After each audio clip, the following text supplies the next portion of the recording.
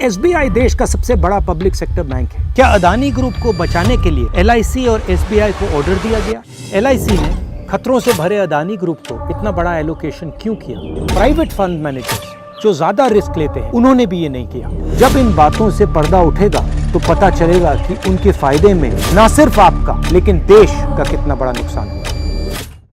गौतम अडानी पर बड़े कर्जे बकाया है।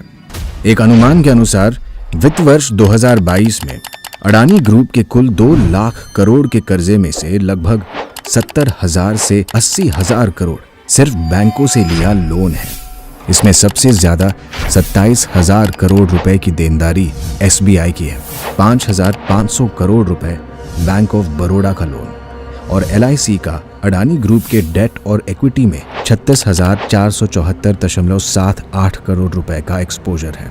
मित्रकाल में उठाए इस कदम ने अब आम भारतीयों के भविष्य को जोखिम में डाल दिया है।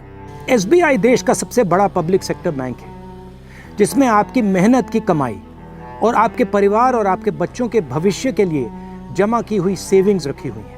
अब सवाल ये उठता है कि इन बैंकों में रखे हुए पैसे जो आपके पैसे हैं उनको खतरे में कौन डाल रहा है? अदानी ग्रुप को सहायता देने के लिए और नुकसान से बचाने के लिए एलआईसी और एसबीआई से जबरदस्ती इन्वेस्ट करवाया जा रहा है। आप जो दिन रात एक करके अपना घर परिवार चलाते हो, जो ईमानदारी और मेहनत करके कमाते हो, आप जो एलआईसी और एसबीआई में अपना पैसा रखते हो, क्या आप अपने बच्चों के भविष्य को खतरे में डालना चाहते हैं? नहीं ना? तो मेरा सवाल आपसे है, अदानी के नुकसान को भरने के लिए आपके पैसे क्यों लगाए जा रहे हैं? दिसंबर की शुरुआत में 3 प्रमुख ग्लोबल फाइनेंशियल इंस्टीट्यूशंस ने एसबीआई को ऑस्ट्रेलिया में अडानी ग्रुप की कंट्रोवर्शियल कारमाइकल कोल माइन के लिए लोन देने के खिलाफ चेतावनी दी थी।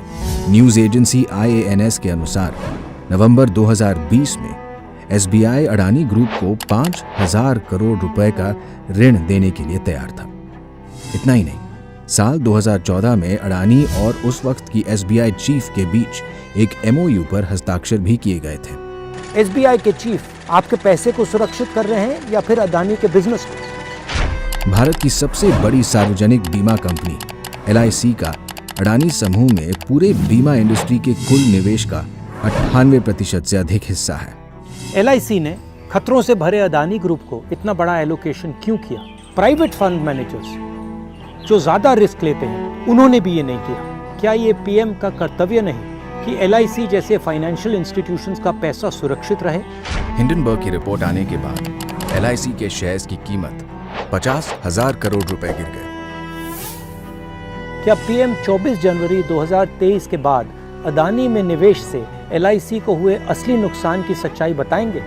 एलआईसी के इन्वेस्टमेंट के बाद घबराए हुए अदानी की रिटेल इन्वेस्टर्स की परेशानियों को कम करने के लिए पीएम क्या कर रहे हैं? ये कोई रहस्य नहीं है कि अडानी ग्रुप ने शेल कंपनियों के एक विशाल चक्रव्यूह का इस्तेमाल करके सामूहिक रूप से अडानी की सार्वजनिक लिस्टेड और प्राइवेट कंपनियों में अरबों डॉलर्स का लेन देन किया और ये अपने व्यापार की साफ जानकारी दिए बिना किया गया है। अदानी ग्रुप के खिलाफ फ्रॉड, मनी लॉन्ड्रिंग, शेल कंपनियों का उपयोग करने के आरोप लंबे समय से लगते आ रहे हैं। 4 इन्वेस्टिगेशंस हुए हैं, इनमें से एक सेबी ने किया। इन शेल कंपनियों के पीछे कौन है? जब मार्केट में अदानी ग्रुप की शेयर की कीमत उनके इशू वैल्यू से भी नीचे गिर रही थी, फिर भी एलआईसी और एसबीआई ने एफपीओ में पैसा निवेश किया। क्या अदानी ग्रुप को बचाने के लिए एलआईसी और एसबीआई को ऑर्डर दिया गया? किसके कहने? जरा सोचिए, इन कंपनियों में लगा सारा पैसा आपकी मेहनत की कमाई है। ये कंपनियां डूबी तो आपका पैसा भी डूबा, यानी अडानी नहीं, यहां आपका पैसा दांव पर लगा है। सत्ता में बैठे लोगों को आखिर किसने ये अधिकार दिया?